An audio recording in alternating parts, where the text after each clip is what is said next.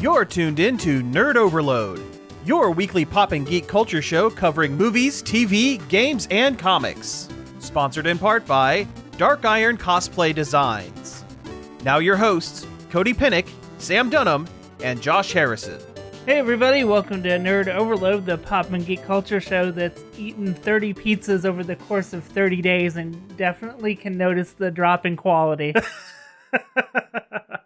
Wow, that's a callback for the old pizza man, yeah, Papa John's guy. It's an oldie but a goodie. Yeah.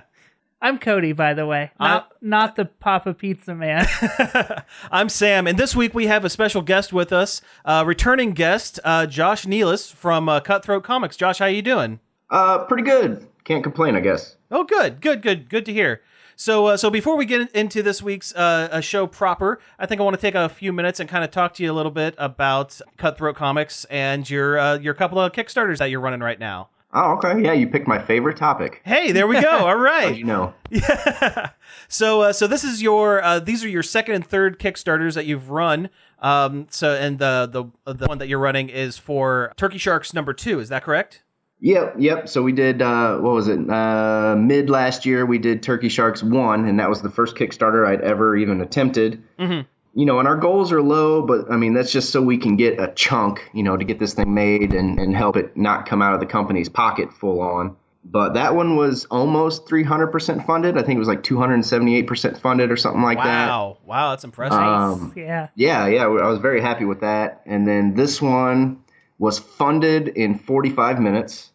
I think we're sitting at so it launched last Friday, so 6 days ago at the time of recording this.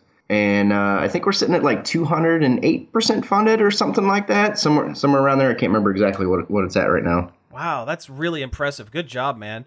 Yeah, thank you. So for the listeners at home, what is the elevator pitch for Turkey Sharks? Yeah, so I mean, Turkey Sharks is my version of the Avengers in my Cutthroat Comics world, and it's just all my characters kind of rolled into one. I used to do 3 separate series, and we've merged those into one series so I can better pump out books with all these characters bouncing off each other.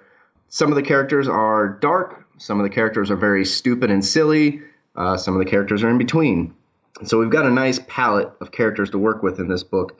Like I said, this is issue 2. And you can get issue 1 through this Kickstarter as well. So if you missed the first one, you can still jump on and get both books. I think our prices are very reasonable.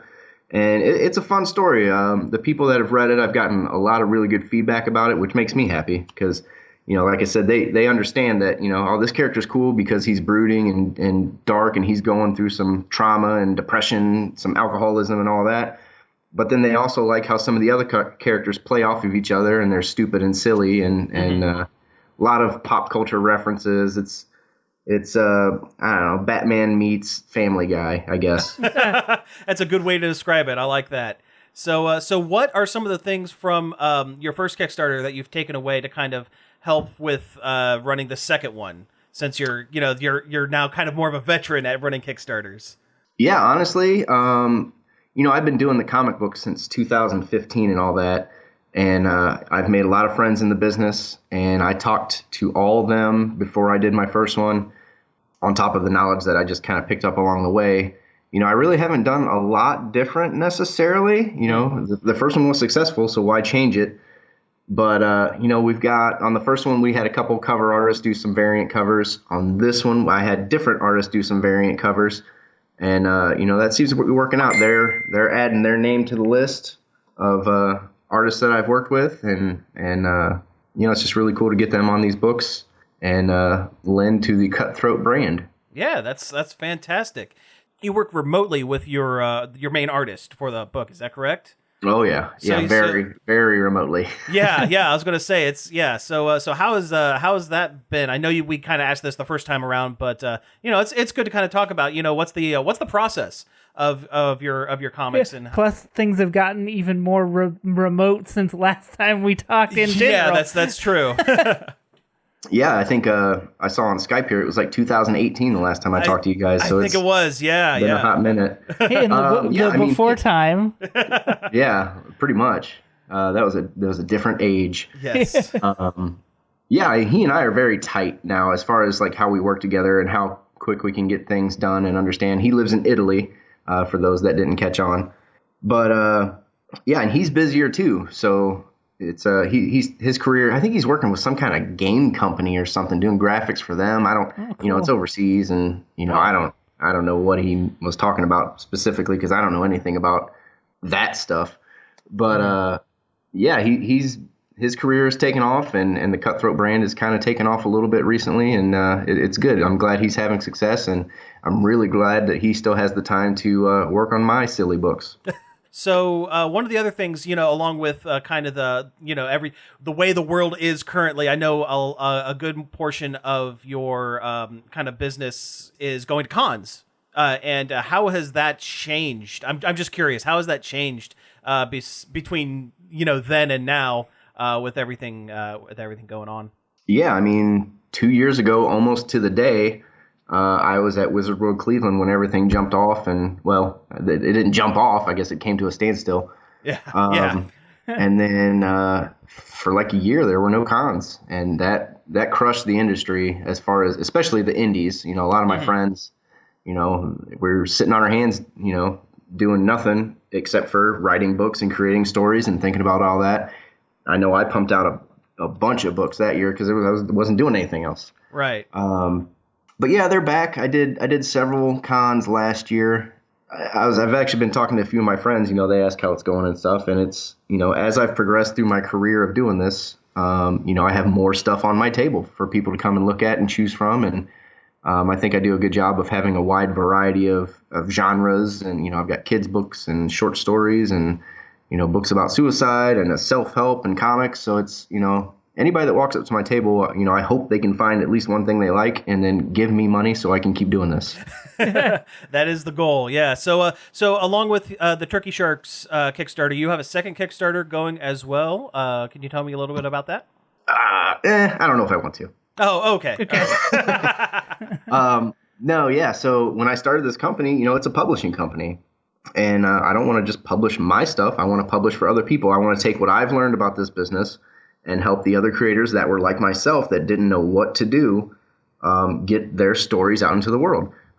So yeah, during the pandemic, we released Carl Vincent Vampire Hunter, which was the first book I published that I didn't write, and that's still available. Mm-hmm.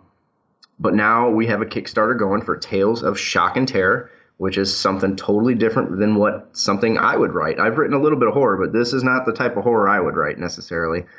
So this is kind of like a Tales from the Crypt style kind of thing. But it's pretty brutal, I would say. It's definitely not for children, but it's 3 horror stories inside of one comic. And that's doing really well on Kickstarter too. That's fully funded. I think they're at like 282% funded or something like that. I can't remember.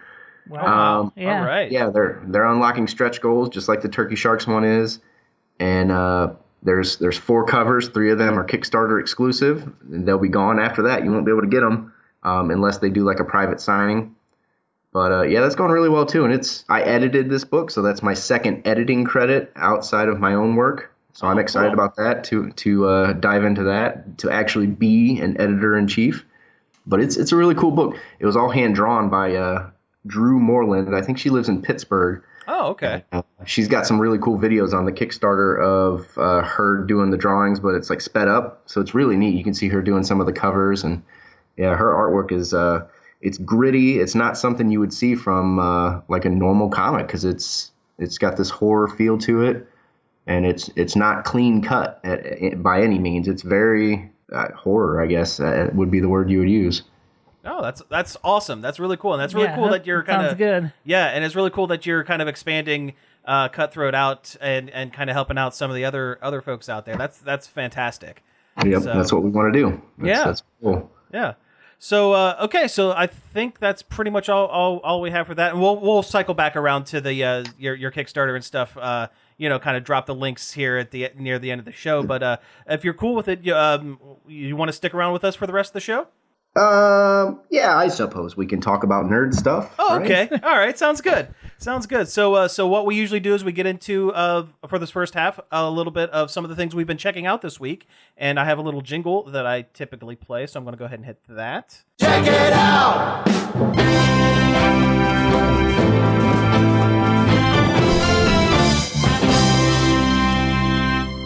I'm going to put you on the spot, Josh. Anything that you've been, do you want to go first, or do you want to take a minute to kind of think of something that you've been experiencing outside of, running a successful Kickstarter?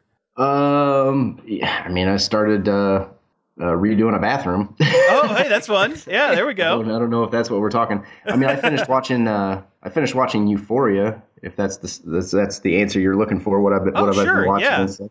Absolutely. I haven't had a chance to start it, but I've heard really good things about it. Yeah, I've been thinking about starting that one up too. It's I make the comparison that it's like 13 Reasons Why, but kind of there's more crack. Oh, fun. Yeah. Yeah, I've heard Zendaya does just a fantastic job in yeah, she's really good at, and actually all the kids, they're probably not kids, they're probably all adults, but yeah, they're all, the acting and stuff is really good, and it's very, very tough topics that they tackle. It's something, that's for sure. I liked it all right, the first season more than the second, but and I don't know if they're doing a third or not, but yeah. Well, they'll probably end up doing a third. It's been getting all sorts of awards and stuff, so I'd imagine too. But yeah, it's worth the watch. There's only 8 episodes per season. Oh. You can knock it out in a couple days if you got a little bit of time. It's almost like a British show in that way. Yeah. Yeah. You know what? I like how the streaming channels are doing like shorter run limited series and then doing multiple seasons of it. Like I know Peacemaker only went 8 or 9 episodes, and that was really good. Yeah. That was one thing I watched. I binged Peacemaker and was fantastic. But that's a shorter run show, and some of the other stuff. Yeah, and there was no filler on that. It was all killer. No. Yeah. I don't think I've ever seen Zendaya in anything and was like, well, that wasn't good. No, she's fantastic in everything. I think pretty great in most stuff. Yeah. Yeah. I think she's going to be a force. I mean, she's an executive producer on Euphoria already, so yeah, she's making all the right moves, and yeah, I think she is really good. I think she'll be around for a while. Yeah, I think so. Unless she starts like beating up Tom Holland or something, and then everybody wants her fired from her jobs. And she could take him. She's got like what, 1.5 feet on him or something. I think this Zendaya is going places. All right. Well, Cody, do you have anything that you've been checking out this week?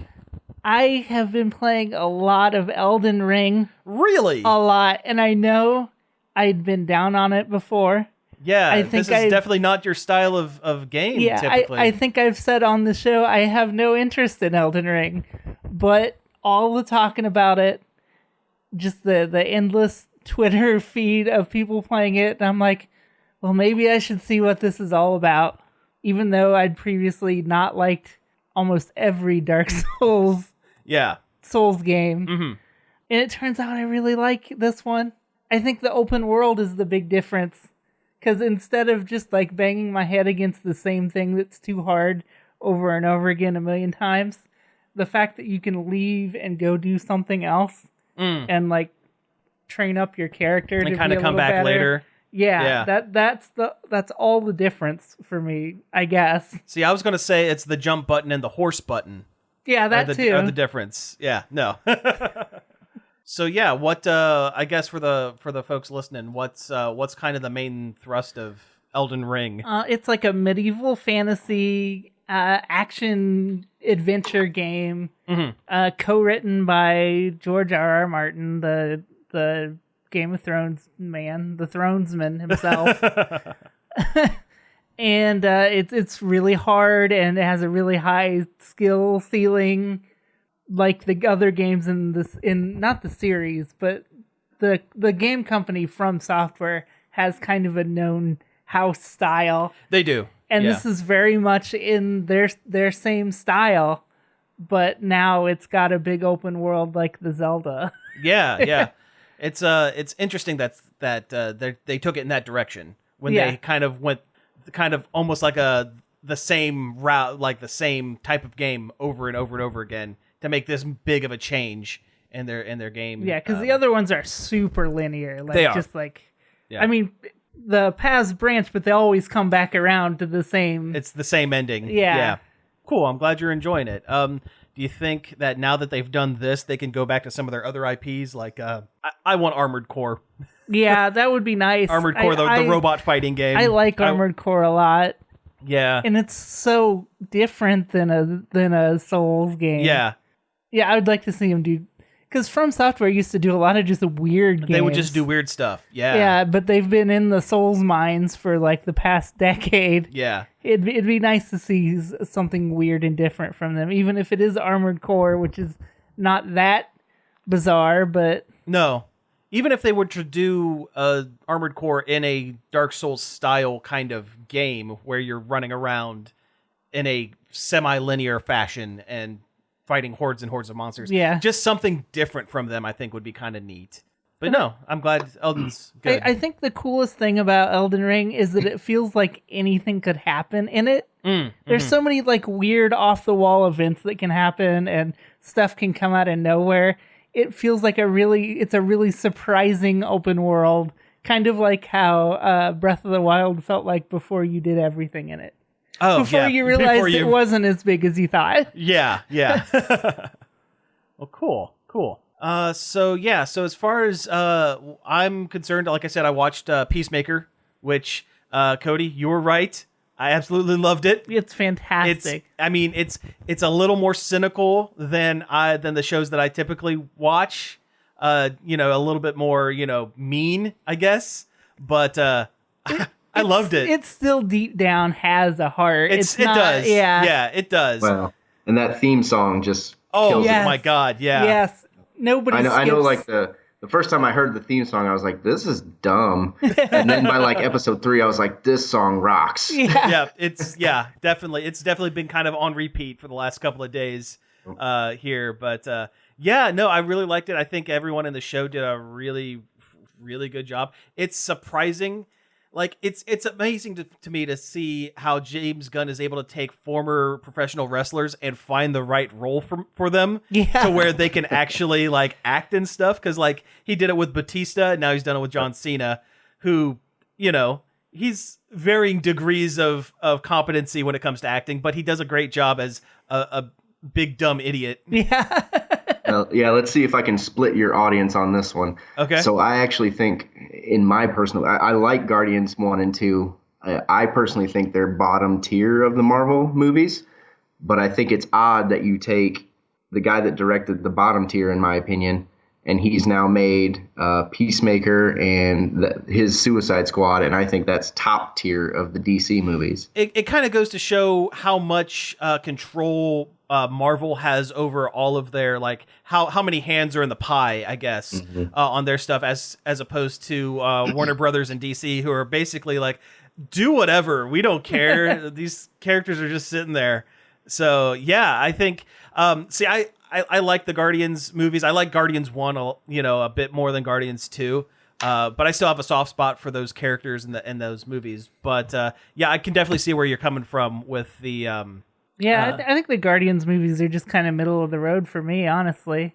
Yeah. I mean, I liked him a lot more before Infinity War, when Star-Lord just really ruined it kind of assassinated his character a little bit. Yeah, a little bit. And now it's kind of tainted those movies for me just a little bit. Yeah. They kind of simplified the character down to just, I agree with that. They made him a huge idiot in the Infinity Saga movies. Yeah, well, yeah. But no, beyond that, the only other thing I've really been checking out, I finished Pokemon Legends Arceus. I did the thing. I caught them all. And you are the master now. I am, and that game was great, and I'm probably never going to pick it up again now that I've finished the game. I still haven't picked it back up since I beat like the main story part. Oh yeah. No, I would say it's worth completing, but I will also, like, as soon as you're done with it, there is absolutely no reason to go back to it.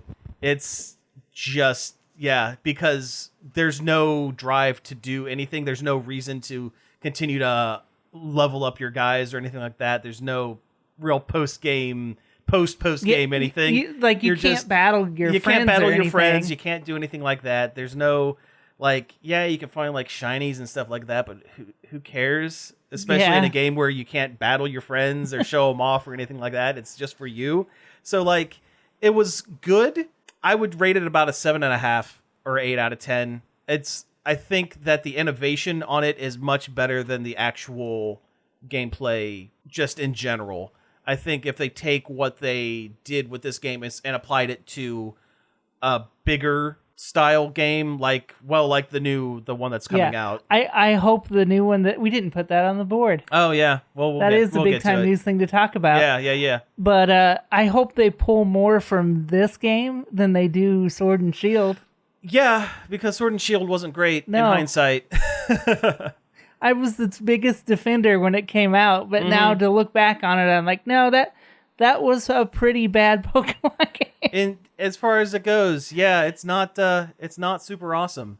After playing that Arceus and then Elden Ring back to back, Arceus is baby Elden Ring. Yeah, I kind of got that a little bit. Yeah. Especially the boss fights that are so dodge roll reliant. Mm-hmm.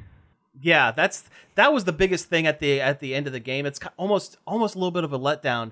The final boss, the Arceus, the one that you're supposed to get at the end of the game, all it is dodge rolling. There's no battle. So it doesn't matter what Pokemon you have with you. It doesn't matter. It's all about running around, dodging things, and throwing. A lot of the other boss fights at were that way too.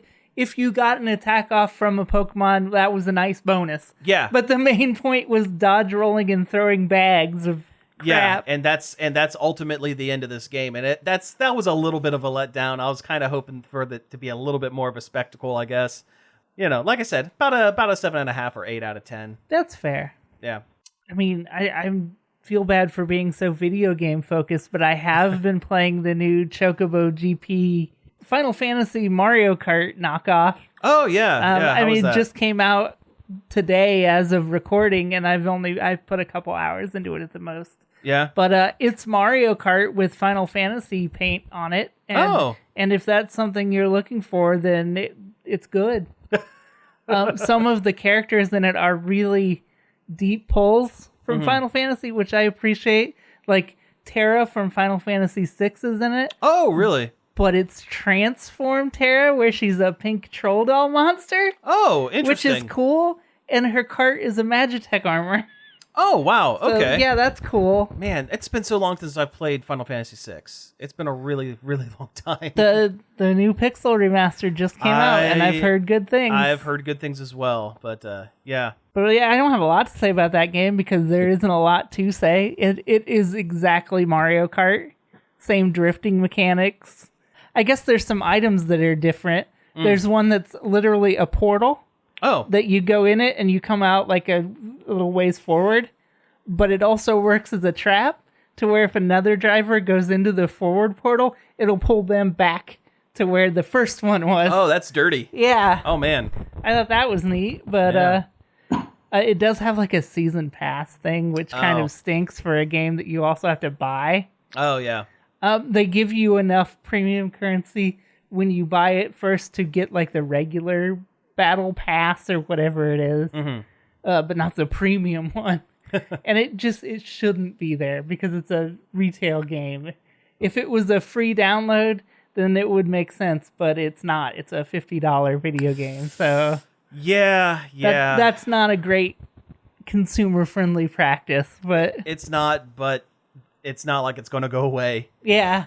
Well, that's just like what Halo Infinite, the multiplayer, was a free download, and then you have to buy the battle pass to be able to get like all the cool armor and stuff or whatever. Yeah. Yeah. Yeah, it's like that, except you also have to pay $50 for the game, period. Oh, geez, yeah. Yeah. I'm worried that's what they're going to do with Street Fighter 6, to be honest with you. I could see them doing it. I have a feeling it's going to be microtransaction heavy. I mean, Street Fighter 5 was microtransaction heavy as well. I really wish they would do something along the lines of the Killer Instinct from 2012, I think, where that game was technically free to play. Like, to download the game, it was free, but you had to buy the season passes for the characters and skins and stuff like that. And I hope more games would go that route, but if they have to do the microtransaction if they have thing. to, yeah, I'd rather them not, but Yeah. Well, hey, let's go ahead and take a break here, and when we come back, we'll get into some news. Nerd Overload is proudly sponsored by Dark Iron Cosplay Designs. Hey there, true believers! Want to be a superhero? You can! Dark Iron Cosplay Designs specializes in foam and plastic armor suits. Dark Iron also creates custom costumes and high-quality props. More information at dicosplaydesigns.com and on Facebook at facebook.com/Dark Iron Cosplay Designs. Dark Iron Cosplay Designs in the Marion Center Mall. Hi everyone, I'm Greg Dunham, the host of Long Play here on WZMO. Long Play is a show that appeals to music lovers of all ages. Here's an example. I love Long Play. There you have it, a completely unsolicited endorsement for one of our youngest fans. Grandpa, where's my candy? Ellie, be cool. Grandpa! Ellie and I would like to invite you to tune into Long Play every Friday at 11 p.m. and Saturday at 3 p.m. right here on 104.7 WCMO. Hey, we're back from the break. Let's go ahead and get into some of this news.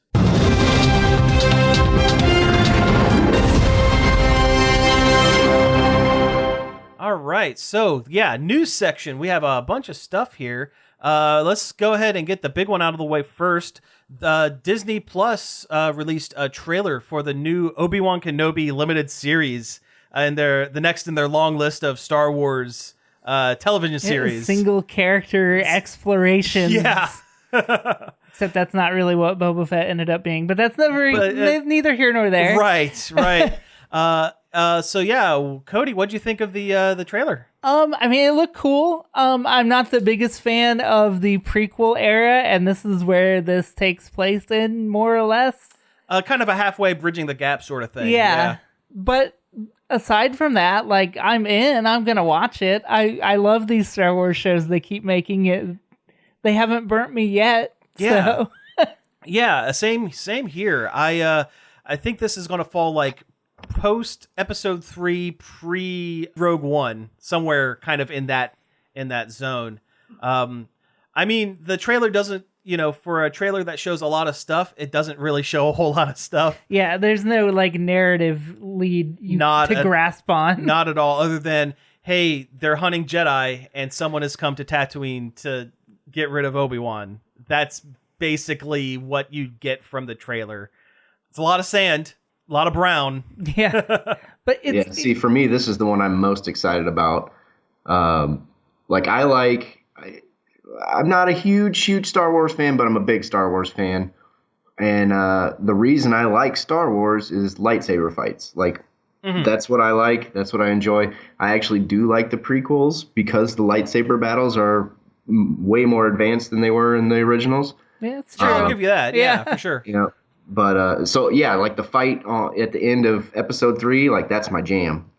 Oh yeah, that is good stuff. And there is plenty of lightsaber in this trailer. It looks like there is almost like a Jedi bounty hunter has come to Tatooine. Almost not like in visual, but like a General Grievous where he wasn't a Jedi but used lightsabers. So we're gonna get plenty of that in this one, I have a feeling. Yeah, I'm looking forward to it. Every Friday night, I have my son, and he and I will watch a vintage movie that he's never seen. And last Friday was A New Hope. Oh, nice. So tomorrow, because we're recording this on a Thursday, tomorrow is Empire Strikes Back. And I'm just really excited to see the scene, where Vader's like, I am your father. Yeah. I want to see what he does and see how he reacts. Oh, that's fantastic. That's fantastic. How did he react to Star Wars? Did he dig it? Yeah, I think he liked it okay. He has watched, I think he watched a little bit of Boba Fett with me and a little bit of Mandalorian. So he's familiar with some of it already. And you pick up on stuff. It's been out for so long. Like, he probably even already knows that Vader's Luke's father. but I just want to see how he reacts. Maybe he'll forget or something. Oh yeah. Well, cool. That's fantastic. You know what? What are some of the other movies that you've watched with your son? Since you said you're showing him a whole bunch of classics. Oh, geez, we've been doing this for, I want to say like 2 years ago we started this, and I have him almost every Friday night, except for rare occasions where I'm at a Comic-Con or something. But we did the Narnia movies recently. Oh, cool. He really, really liked those. Oh, man, Ernest. We've done the Ernest movies. We've done Sandlot. I mean, just all the classics. Drop Dead Fred. I mean, all Little Giants. I mean, we've just done so many over the last couple of years. Just a little bit of everything. That's Man, awesome. I haven't seen a lot of those, but that's me. That's you. Well, you haven't watched a whole lot. You can come over Friday nights. You can hop in bed with us. So let's see some of the other news that we're gonna go over here. Oh, I was gonna say real quick go for it, about go for it. Obi-Wan. It's about time for Jedis. Yeah. Mm-hmm. None of the other stuff has been Jedi related at all. I'm ready. I'm ready for Jedis. It's time for Jedi. 100%. Yeah, absolutely. Yep. I'm glad they didn't interject a whole lot of. I mean, yeah, you had Grogu and stuff like that in Mandalorian, and Luke. Luke a little bit, but like, I'm glad they have left it minimalist with the Jedi up until this point. So you're right. It's time. Gives you something to be excited about. Yep. It's Jedi time now. Absolutely. Speaking of Disney Plus, this is kind of a quick hit, but all of those Netflix Marvel shows like Daredevil, Punisher, Jessica Jones, all of those. And Iron Fist. Maybe they might cut Iron Fist. They might cut Iron Fist and Wow. just have him in Defenders, from what I understand. But Disney Plus is going to be picking up all of those shows, which is good, but also kind of a weird stretch because those shows were significantly darker. Those were hard R. They shows. were hard R, yeah, especially Jessica Jones. Yeah, for sure. But yeah, Disney Plus, they're all under the same roof. So who knows? Maybe some of these characters will pop up in. I mean, I know Daredevil has already popped up in the most recent Spider-Man. Oh, spoiler! Geez. Oh, jeez. Oh, uh-oh. God. Sorry about that, man. Whoops. I didn't know that. I didn't know. I thought. Oh, sorry about that. Oh, yeah, I've seen it. Okay. Oh, God. Okay. Oh, phew. Oh, man. Gave me a heart attack there for a second, man. You got us. But he's a really good lawyer. yeah, that's yeah. But no, they're coming to Disney Plus. That's really cool. I would have thought Hulu. I would have thought they'd put him on Hulu. Yeah, because that's kind of where the darker stuff ends up. yeah. Yeah. But, Yeah, for me as a comic book collector, I really want those characters to hit the MCU because from where I'm sitting right now, I can see my first appearance of the Punisher, my first appearance of Iron Fist, my first appearance of Jessica Jones. It's like, let's get them in the MCU and make me some money. Yeah, there we go. I loved Jessica Jones and Luke Cage. Like, Oh, they're yeah. both really good shows. Those are really good. The only one I really didn't like was Iron Fist, but I think that's everyone Yeah, didn't really like Iron Fist. It was okay. It could Yeah. have been a lot better, That's for sure. That's just it. I guess compared to the other ones, it wasn't great, but it was just fine. Jessica Jones was surprisingly good. Yes. Like that first season with Purple Man, I mean, that was amazing. Like he's one of the best villains like in the MCU period. Oh, I yeah. think. Yeah, so Fantastic. so creepy and just kind of And man. David Tennant's just a good actor too, Well, that too. Yeah. and a good doctor Oh, He's got his PhD. in time travel. all right. Let's do some other movie stuff. So this is kind of a weird one. Kind of came out of nowhere. Apparently, there is talks of a second Beetlejuice movie starring Michael Keaton and Winona Ryder, like 20, 30 years after the fact. This is weird. Yeah. Why now? Of all times. There's part of me that wants to be cynical and be like, why they gotta bring everything back? Why don't they make it? The other part of me is like, yes, I want more Beetlejuice. Yeah. Of course I want more Beetlejuice. Yeah. I'm in. I mean, please don't mess it up, but I'm in. Let's see what happens. Yeah, I mean, I don't think they I don't think Michael Keaton would attach himself to a project at this point in his career that he that wasn't going to be good. He's not to the point where he's just trying to make a quick buck, between Birdman and being in the Spider-Man and, doing everything. I think, yeah. And the weirdest thing is, apparently it's being worked on by Brad Pitt's production company, which is kind of a weird stretch again, but, just because it's attached to Brad Pitt doesn't mean it's not going to be good. Right. Beetle Pit? Beetle Pit. Beetle Pit. Yeah, Beetle Pit. There we go. Bradlejuice. That's the better one. That's the better joke. Yeah, that's good. Yeah, I just wonder if they'll use any of the original script for Beetlejuice 2, because there was a script for it where this is not a joke, this is not a goof. It was going to be called Beetlejuice Goes Hawaiian, and it was going to be set in Hawaii. It was going to be like a direct to DVD or direct to VHS sequel with him going to a tropical setting and finding sandworms or something. Spooking people up on the beach. Pretty much, yeah. It was of that time that, it was the gimmick sequel almost.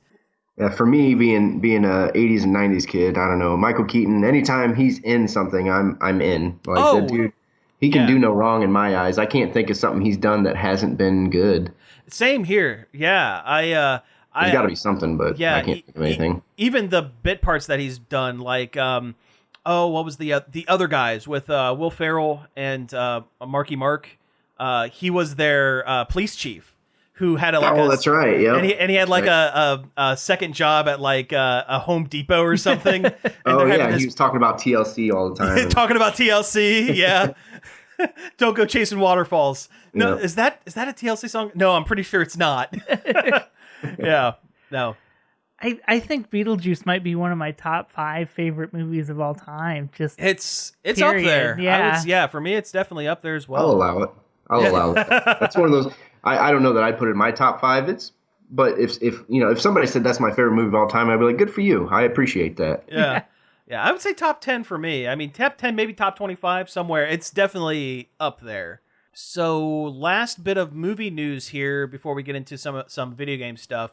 There's a trailer for a really, it's right up our alley. It's kind of a weird one. It's called The Unbearable Weight of Massive Talent. It's a very unwieldy name, but the main thrust of this film is Nicolas Cage is playing himself in a movie where he is hired by a Colombian drug runner to basically become his best friend because he loves Nicolas Cage movies so much. And he's going through and playing different, basically playing all of his old film roles on screen next to Javier Bardem. No, not Javier Bardem. It was Pablo. Pablo Pascal, the Pascal, Mandalorian himself. Yeah. So it's like this weird comedy action drama kind of thing. And it's Nicolas Cage just caging it up all over the place. And he ends up helping the United States government to catch this guy that's also hiring him. Yeah. Kind of like a double cross. He's playing a double agent. Yeah. And also himself. And as long as he goes, put the bunny down, I'm in.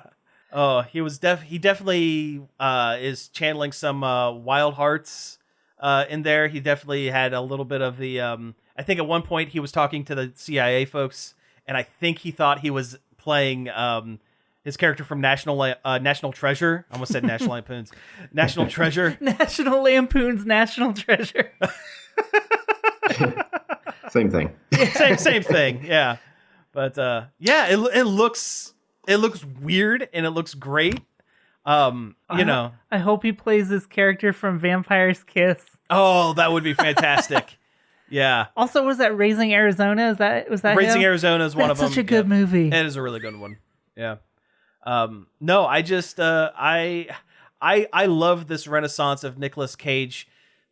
I mean, it's a bummer because he's doing it because he needs money. Which is also part of the joke. Yeah, I'm sure he's hurting for sure. Yeah, but it's great to just see him just go all out with everything he's done lately. Yeah, I think every third episode of this show we end up talking about Nick Cage. We do. We talk about him a good deal. Yeah. Well, he's one of those guys, kind of like Willem Dafoe a little bit, where they just take everything almost, and it's unlike Willem Dafoe, not everything he touches is gold, but Nick Cage will strike gold about every 5 or 6 movies. There's one that's like, that was good. Oh, that was yeah. really good. Yeah, I mean, you get and he has such a range as well. Like, he'll go from just the goofy, wacky, like, Willy's Wonderland, like, bare bones premise and just nothing, to something like Pig, which I really, really liked. I keep hearing that, and I haven't watched it yet. Yeah,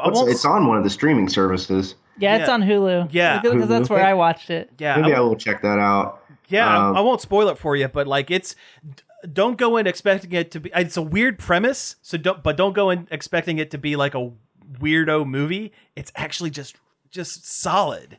Yeah, go in as blind as you can. Yeah. Yeah, I remember reading like whatever the description. I was like, that sounds weird. So I was like, maybe not. But like The Weatherman, did you ever see that one? Oh yeah. God, that was a really good movie. I mean, period. Not even just for a Nick Cage movie, just a solid movie all around. So he's got chops when he wants to. He does. He absolutely does. And see, I like my weird Cage though. Like, did you ever see Parents? I don't think I saw that one. Maybe it was called. No, I think it was Parents. It's one where a disease spreads that through a neighborhood that makes parents want to murder their children. Oh, I remember seeing a trailer for this, I think. Yeah, he is ridiculous in that movie and makes the movie. Really? Yeah. As crazy great. Dad who wants to kill his kids. Oh, jeez. That's great. Maybe it wasn't. Maybe I'm thinking of another movie called Parents. I'm going to look it up. Okay.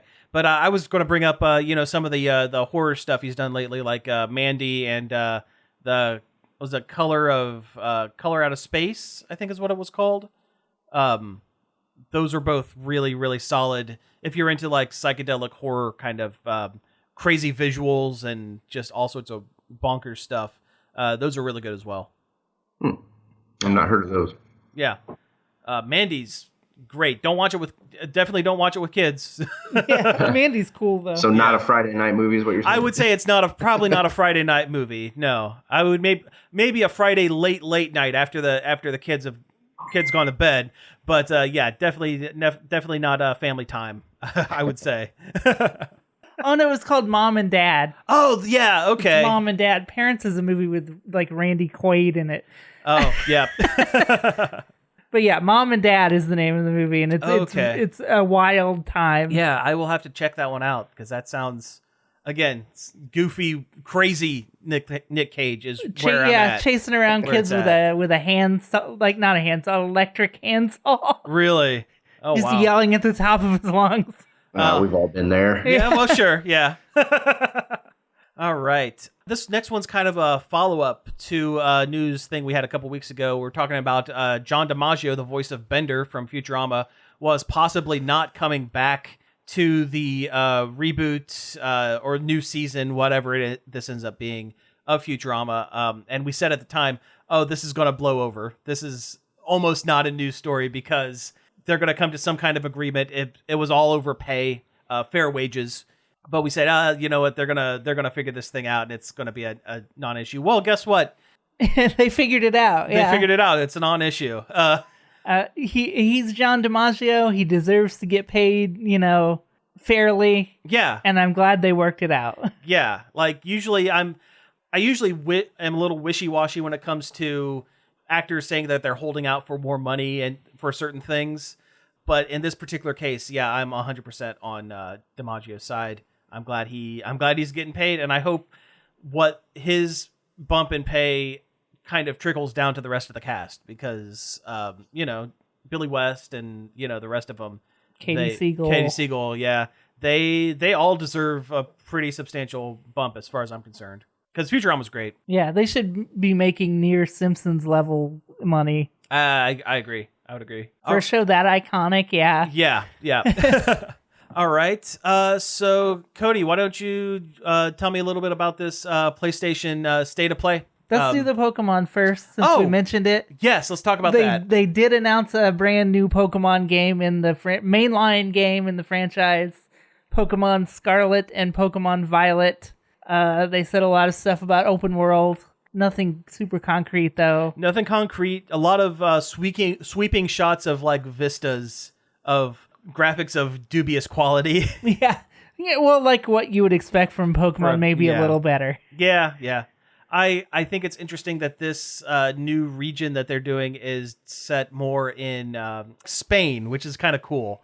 A lot of the architecture and stuff like that. It's pretty neat. And they did show the 3 starters. It's a cat, it's a duck, and a little crocodile look like a hot pepper. Yeah, they're pretty solid as far as new Pokemon go. Yeah. New Pokemon, I don't know. There's something about them that just they're not quite as iconic. You didn't grow up with them. Well, that's probably it. Yeah. I like the hot pepper crocodile boy. That's the one I'll pick. Oh, that duck with the pompadour, without a doubt. Donald Duck 2. Pretty much. Yeah, that's probably what his name's going to be. But that's that. There's not a whole lot of that, but we would be remiss if we didn't mention it. Sure. So anyway, Sony State of Play, their little mini direct, like news direct kind of thing.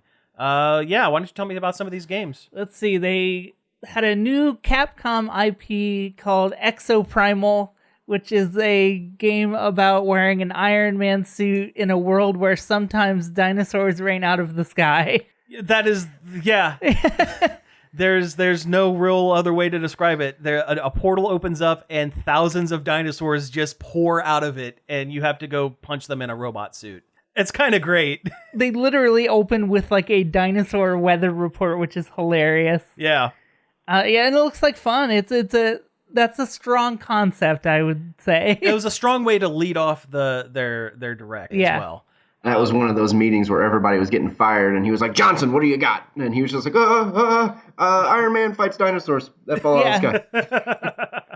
Yeah, pretty much. He was like, "Dinosaurs," and then it started raining outside, and he's like, "Rain, dinosaur rain."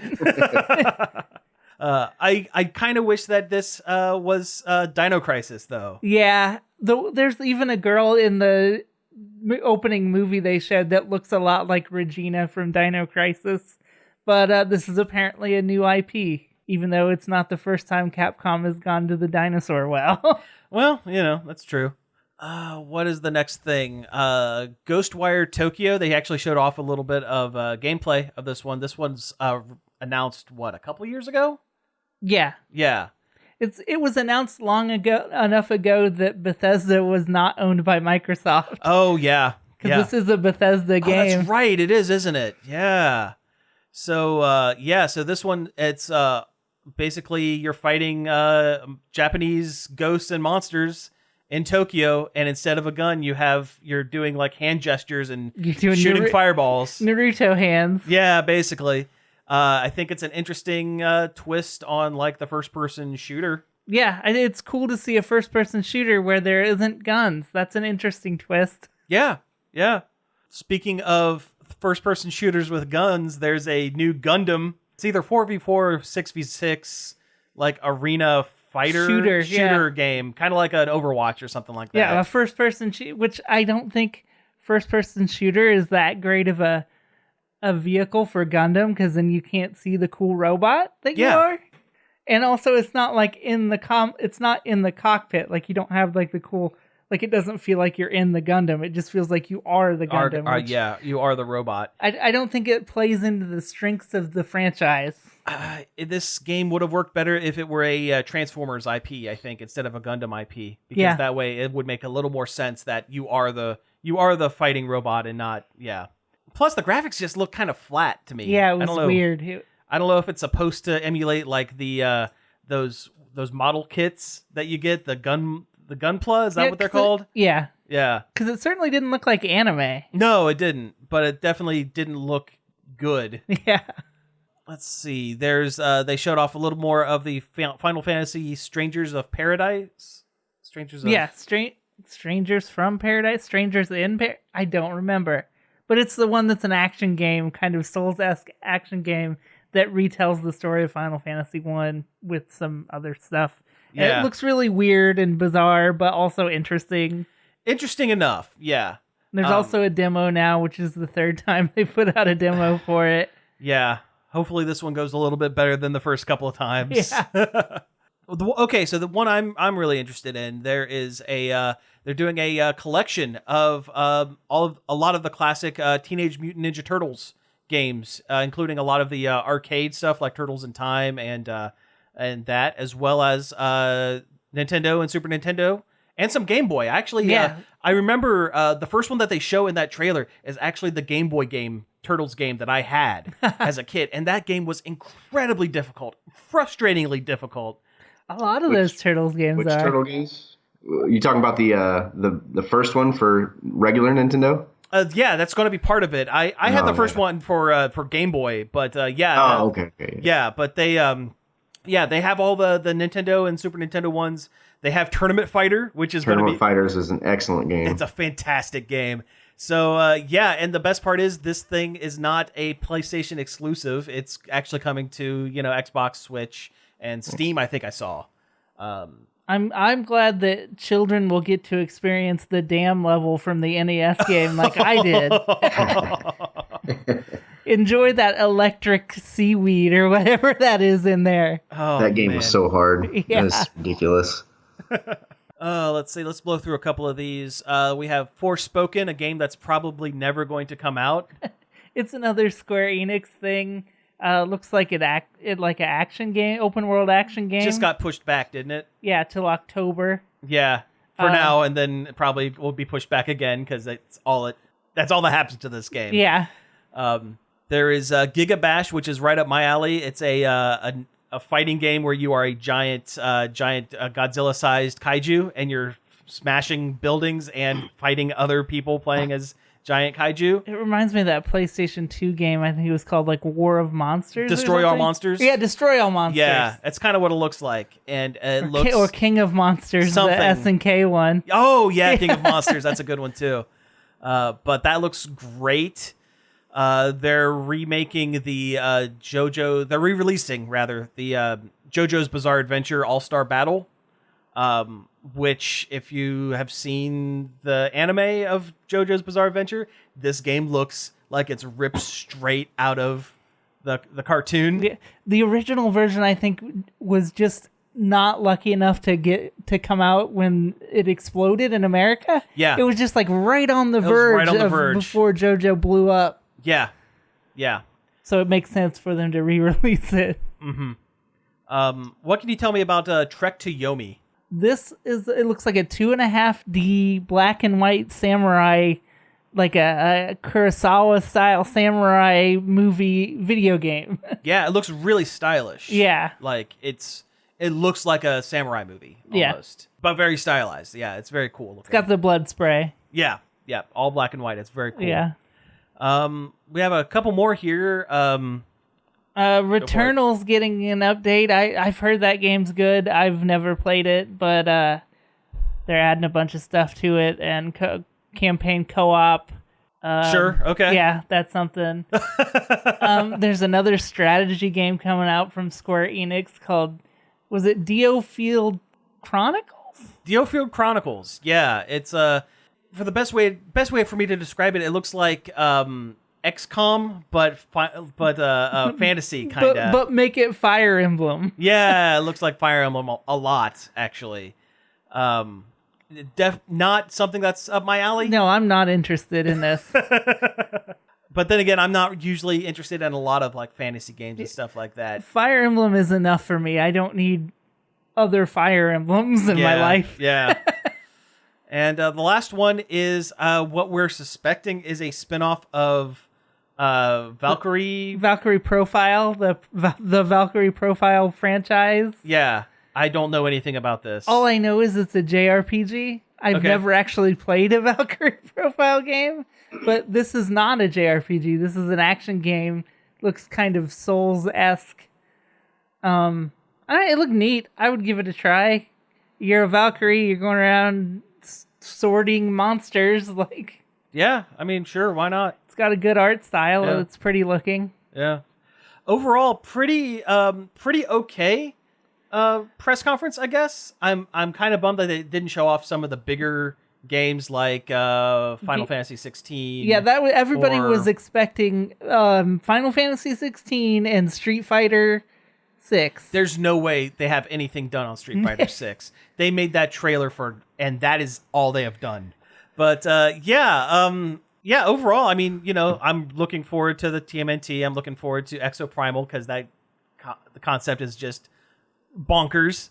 But that's pretty much it. Exoprimal looked a lot like EA's massive failure Anthem. It did. But more fun. That wouldn't be difficult. Yeah. All right. So I think we've pretty much hit time here. So before we wrap things up, again, I want to thank Josh for coming on the show. Do you want to take a minute and plug all your stuff before we get out of here? Oh, sure. Yeah, I mean, to all the listeners out there, if you like shows like Sweet Tooth and Lock and Key and so many other Why the Last Man, even though that got canceled, I guess. But any of those shows, I mean, those are based off independent comic books. And the way shows like that and movies like that get made are by supporting independent comics. If you're listening in Ohio, which more than likely you are, there's a wellspring of independent comic creators in Ohio. You just have to search them out. And we're one of them. Cutthroat Comics is based out of Findlay. We got Turkey Sharks 1 and 2 on Kickstarter right now. If you like silly yet also kind of serious superhero adventures. And we've got a horror anthology, Tales in Shock and Terror, also on Kickstarter if you like death and destruction and blood and mayhem. All right. Well, Josh Nealis, thank you again for coming on the show. We really appreciate it, man. Absolutely. You filled a Josh-sized hole in our our cast today. Yeah. All right. So you've been listening to Nerd Overload. Thank you very much for tuning in. You can find us each and every day over at Nerd Overload, as well as on social media such as Facebook, Twitter, Twitch, Instagram, and Patreon at Nerd Overload Now. You can send us an email at staff@nerdoverload.com. You can give us a call on the Nerd Overload hotline. That number is 586-372-8020. Leave us a voicemail and we might play it on the show. And you can also find us on various podcast apps such as Apple Podcasts, Google Play, Spotify, Stitcher, and more. And finally, I'd like to thank David Pencil for the use of our intro and outro. You can find more of his stuff over at davidpencil.com. So again, thank you all for tuning in, and we will be back next week. Pizza out. This show was sponsored in part by Dark Iron Cosplay Designs in the Marion Center Mall.